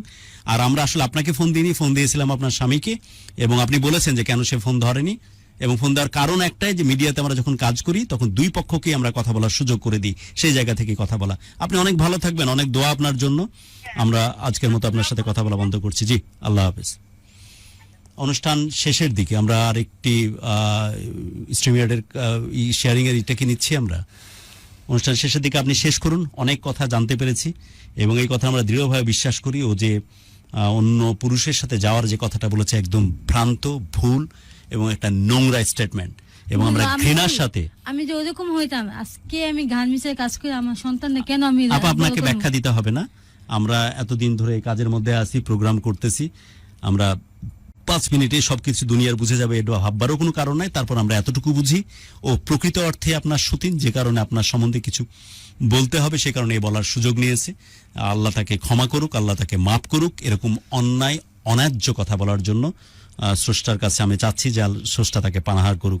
এবং আমরা বিশ্বাস করি যে কোনো অভিশাপ কারো লাগে না, বিশ্বাস করি কোনো অভিশাপের ফসল হতে পারে না, বরং আমি বিশ্বাস করি আপনার সাথে একসময় স্বামীর পরিচয় ছিল, সেই মানুষটার জন্য হয়তো আপনার ভিতরে এখন কষ্টই হচ্ছে। বিশাল অ্যাক্সিডেন্ট করেছে যতটুকু শুনলাম, মারা যাওয়ার কথা ছিল, কোনো রকমে জানে বেঁচেছে। 4টা বুকের হাড় ভেঙে গেছে এই লোকের। পাশে শুয়ে থেকে ফোনে কথা বলছিল, তখন শুনতেছিল। শুনলেনই তো, নিঃসন্দেহে আপনার ভেতরে হাহাকার করতেছে। নিজের স্বামী আগে ছিল সেই চিন্তা না করেও অন্তত আপনার সন্তানের বাপ এই চিন্তা করে হয়তো হাহাকার কাজ করতেছে। এই ভদ্রমহিলার সাথে কথা বলে বোঝা গেল যে আপনার সন্তানের সাথে যদি তার বাবার পরিচয় বা সম্পর্ক আবার কন্টিনিউ হয়, সেখানে তার কোনো অবজেকশন নাই। আমি জানি না তার ভিতরে কি চলতেছে আসলে, বাট সে বলার চেষ্টা করেছে আমার কোনো অবজেকশন নাই। কিন্তু আমার তো টাকা নাই, সক্ষমতা নাই যে আমি রোজ গিয়ে আমার স্বামীকে তার বাচ্চার সাথে দেখা করিয়ে নিয়ে আসবো। বাট তারা যদি আসে আমার কোনো আপত্তি থাকবে না। আপনি আসলে আপত্তি থাকবে, আপনার সাথে তার সংসার সে করবে না, আর আপনিও তার সাথে সংসার করবেন না। বাচ্চা আসলে বাচ্চার ব্যাপারে তার কোনো আপত্তি নাই, সেটাই সে জানিয়েছে। আদৌ আপনি সেই সুযোগ কিভাবে করবেন একান্তই নিজের নিতান্তই আপনার ব্যাপার। তবে খুব ভালো হতো ইউনুস সাহেবকে ফোনে পেলে। ও হয়তো স্বামী, এখন যেহেতু ইউনুস সাহেব তার এই বইয়ের উপর নির্ভর করে থাকতে হচ্ছে, বুকের হাড় ভাঙা, মৃত্যুর কাছাকাছি অবস্থা, তখন মানুষের পাপবোধ আরো জাগ্রত হয় বেশি, অপরাধবোধে ভুগে তখন। সো এখন এও যদি তাকে বাইপাস করে চলে যায়, তখন থাকবে কোথায়? উচ্ছিষ্টের মতো পড়ে থাকবে, কুকুর বিড়ালে খাবে। এই সিচুয়েশনের ভয় পাচ্ছে, যে কারণে হয়তো তার এখন যে বর্তমান স্ত্রী তাকে খুশি রাখার স্বার্থে হলেও তার উপস্থিতিতে ফোন ধরেনি। ব্যাপারটা তো এটাই, তাই না? আর আপনার তো তাদের কাছে চাওয়ার কিছু নাই। সো আমার বিশ্বাস যে আপনি এটা নিয়ে কোনো রকম কোনো এক্সপেকটেশন রাখবেন না, আর আপনার বর্ণনা দেওয়ার দরকার নাই। জানিস সবচাইতে সত্যজিৎ রায়ের রিফ্লেকশনে সবচাইতে এটাকে বলে সাইলেন্ট অ্যাক্টর সবচাইতে কে ওয়ার্ল্ডের, যে মারা গেল? দিলীপ কুমার, ইউসুফ আলী খান। সিনেমার নাম দিলীপ কুমার। এবং সেখানে দেখা গেছে যে দিলীপ কুমার ঘন্টার পর ঘন্টা যখন শুটিং চলতো, তখনও কিন্তু এরকম চোখ কথাবার্তা বন্ধ করে দিয়ে শুধু চুপ করে একদিকে তাকিয়ে থাকতেন। তো মুখের যে ভাষা, তার চাইতে পাওয়ারফুল যে সাইলেন্স, নিশ্চুপের যে ভাষা, মুখের অভিব্যক্তির ভাষা, এইটা দিলীপ কুমারই কিন্তু দেখিয়েছেন। ইটস এ ভেরি পাওয়ারফুল টুল। এটা সহজে মানুষকে মানুষের সাথে কমিউনিকেট করতে সাহায্য করে। তো আমাদের যে আজকে অতিথি আরিফা কিছুই বলেনি, তেমন কোনো কথা বলেনি, বাট তার যে অ্যাটিটিউড, তার যে ভঙ্গিমা বলে দিচ্ছে এই মেয়েটি ভালো। আমি চোখ কান বন্ধ করে বাজি রাখতে পারি যে এই মেয়েটি ভালো। আমি হয়তো ভুলও হতে পারি, বাট কেন জানি মনে হচ্ছে এই মেয়েটি ভালো। এই মেয়েটির বিরুদ্ধে আনা সমস্ত অভিযোগ মিথ্যা। এই যে মেয়েটি বলল, যে মেয়েটি ফোনে ছিল, তার সতীন, যে এই বয়সে আরেকজনের সাথে পালিয়ে গেছিল, সব বানানো কথা, বানোয়াট কথা, ভ্রান্ত কথা। কেন জানি মনে হচ্ছে এই মেয়েটিকে ঘিরে। আল্লাহ তার ভালো করুক। জীবনের বেশিরভাগ সময় কষ্টে কাটিয়েছে। আমার কেন জানি মনে হচ্ছে 10 বছরের বয়সী যে সন্তান, তার হাত ধরেই অনেক সম্মান আর অনেক ভালোবাসার ভাগিদার হবে আজকে আমাদের উপস্থিত এই বোনটি। একদম অনুষ্ঠানের শেষ মুহূর্তে যদি কিছু বলার থাকে আপনার।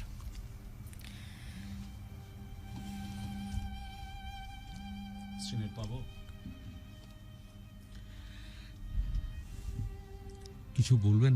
জি, একদম শেষ মুহূর্তে। গুরু, আমার আর কিছু বলার নাই। সবার কাছে একটি দোয়া, যে আমার সন্তানরা যে আমি মানুষের মতন মানুষ করতে পারি। সবাই দোয়া করবেন, যার কিছু না পারি আমার সন্তানরা যাতে মানুষ করতে পারি, আমার জীবনে যাই কিছু হোক। আপনি পারবেন আরিফা, আপনি পারবেন। আল্লাহর তো অবশ্যই সাপোর্ট আছে। আর আপনি অসম্ভব রকমের সংসারী টাইপের মেয়ে বলে আমার কেন জানি মনে হয়েছে। এবং আপনার মতো মেয়েদের হাত ধরেই ছেলেরা একদম বেহেস্তি কপাল নিয়ে আসে এবং অনেক কিছু করতে পারে। আপনি পারবেন, আপনাকে বলছি, আপনি অবশ্যই পারবেন। আমি আল্লাহর প্রতি পূর্ণ আস্থা রেখে বলছি, আপনার মতো মেয়েরাই পারে। আপনি অবশ্যই পারবেন। আপনার মতো মেয়ের দিকে যেই আঙ্গুল পয়েন্ট করুক, এরা নোংরা মিথ্যা কথা বলে। আপনি আপনার জায়গায় 100% সঠিক আছেন। আপনি এর পেছনে তাকায়েন না, আপনার কষ্টের দিন শেষ। আর 4-5টা বছর একটু মনোযোগ দিয়ে কষ্ট করেন, আপনার সুখের দিন সমাগত। আপনি আমার এই কথাটা একদিন মিলিয়ে নেন। আর যদি সম্ভব হয়, যখন বাচ্চা দাঁড়িয়ে যাবে, আপনার সুখের দিন ফিরে আসবে, প্লিজ আমার সাথে মনে করে যোগাযোগ করে এই প্রোগ্রামে আরেকবার আসেন। আর আপনি অনেক ভালো থাকেন, অনেক দোয়া থাকলো আপনার জন্য। ঠিক আছে, আজ বিদায় নিচ্ছি। কষ্ট পায়েন না, দীর্ঘ নিঃশ্বাস ফেলেন না। আপনার দীর্ঘ নিঃশ্বাসের এফেক্ট কিন্তু খুব মারাত্মক। অলরেডি শুনলেন তো একটা ঘটনা। আমি বিশ্বাস করি না যদিও এগুলো, তার কপালে ছিল তাই হয়তো এরকম হয়েছে। বাট আপনার দীর্ঘ নিঃশ্বাস, ভালো মেয়ের দীর্ঘ নিঃশ্বাস, সতী নারীর দীর্ঘ নিঃশ্বাস খুবই মারাত্মক। এই দীর্ঘ নিঃশ্বাসে যে কোনো মানুষ পুড়ে ছাই হয়ে যায়। ঠিক আছে, শুধু আল্লাহর কাছে প্রার্থনা করেন আপনার ছেলের হাত ধরে পৃথিবী বদলে যায়, দারুণ এক ভালো লাগা, সমরক একটা মহব্বতের জায়গা তৈরি হোক। আরিফা সত্যিকার অর্থে ভালো লাগার পৃথিবীটাকে দেখো, ভালো লাগার বাংলাদেশে তার ভালোবাসা দারুণভাবে মিলেমিশে একাকার হয়ে যায়। এই আরিফাদের হাত ধরেই অসাধারণ মানুষের বসবাস, এই আরিফাদের হাত ধরেই দারুণ সুন্দর মানুষ পৃথিবীতে দারুণ রূপ ধারণ করে। বাংলাদেশ সত্যিকার অর্থে আস্তে আস্তে যে বদলাতে শুরু করেছে আরিফাদের মতো মায়েদের হাত ধরে, যে মায়েরা তার সন্তানদেরকে এমন ভাবে ভূমিষ্ঠ করেছে, এমন ভাবে মানুষ করেছে, যাদের হাত ধরে কেউ হয়েছে রেমিটেন্স যোদ্ধা, কেউ হয়েছে গার্মেন্টস এর যোদ্ধা, কেউ হয়েছে খেতে খামারে কষ্ট করার যোদ্ধা, কেউ হয়েছে সফটওয়্যার ইঞ্জিনিয়ার, কেউ হয়েছে ডক্টর ইঞ্জিনিয়ার্স, কেউ হয়েছে বড় বিজনেস ম্যাগনেট, এবং তাদের হাত ধরে আস্তে আস্তে করে বদলে যাচ্ছে আমাদের বাংলাদেশ।